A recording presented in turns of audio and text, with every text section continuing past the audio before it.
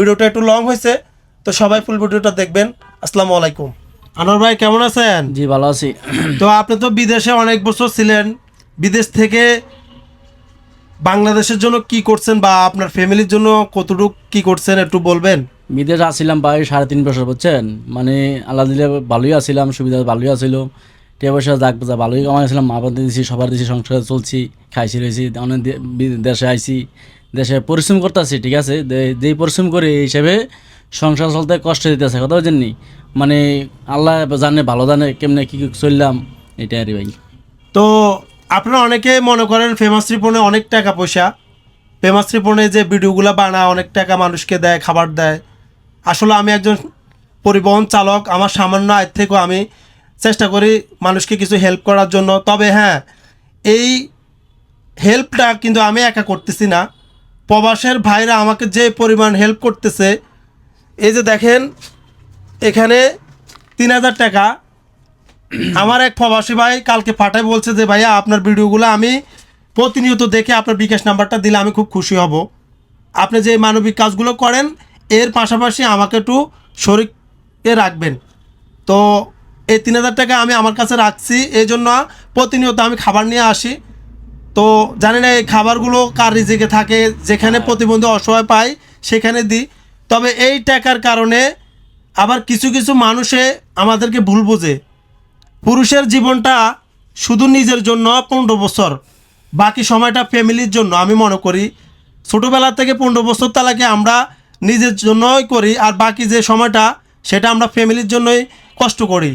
তো যা হোক, পুরুষ হয়ে জন্মাইছি, কষ্ট তো একটু হবেই।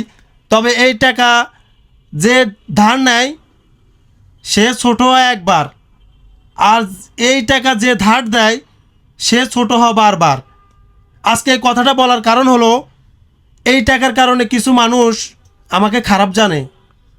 আসলে আমি সবসময় হাসি খুশি থাকাটা পছন্দ করি, কারণ পরিবহন চালাই, কখন কোথায় দুর্ঘটনায় মরে থাকি, কোথায় লাশ পড়ে থাকে বলতে পারি না। তাই সবসময় মানুষের সাথে ভালোভাবে মিশতে পছন্দ করি, হাসি খুশি থাকতে পছন্দ করি, এবং যতটুকু পারি মানুষকে হেল্প করতে চেষ্টা করি। আজ পর্যন্ত আমি আমার এই যতটুকু বয়স হয়েছে আমি কখনো কারো ক্ষতি করে নাই, যখনই চাইছি মানুষের উপকার করতে চাইছি। তবে আজকে মানে কথাগুলো অনেক কষ্ট করে বলতেছি, এই টাকার কারণে আমাকে কিছু মানুষ ভুল বুঝতেছে। তো আসলে মানে চোখে পানি চলে আসছে ভাই, কি বলতাম, মানে বাসা হারাই ফেলছি। এমন একজন কাছের লোক আমাকে ভুল বুঝতেছে, না পারি কাউকে বলতে, না পারি সইতে, এই টাকার কারণে। তো টাকা পয়সা আসলে এটা থাকবে না, এক সময় আমাদের টাকা পয়সা হয়তো থাকবে, আমি আপনি থাকবো না।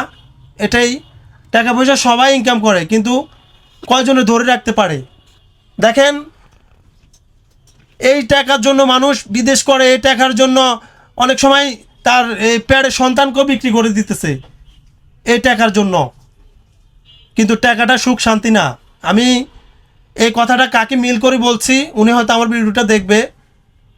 তো এই টাকা কিন্তু সব না। যা হোক, আমি যদি মনে কষ্ট দিয়ে থাকি আমাকে মাফ করবেন। আর আমার আনোয়ার ভাই অত্যন্ত ভালো মনের মানুষ, উনি দীর্ঘদিন বিদেশ ছিলেন। ওনার সাথে আমার এই লাল সবুজ পরিবহন আজকে প্রায় 6 বছরও অধিক আমি ওনার সাথে সম্পর্ক।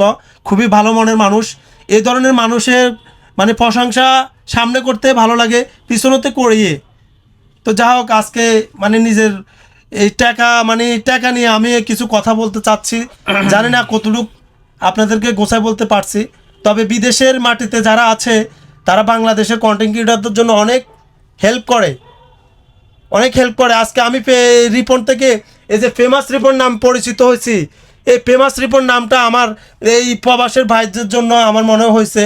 কারণ প্রবাসের ভাইরা আমাকে যতটুকু হেল্প করতেছে, মানে কি বলতাম আপনাদেরকে বলে বোঝাতে পারবো না।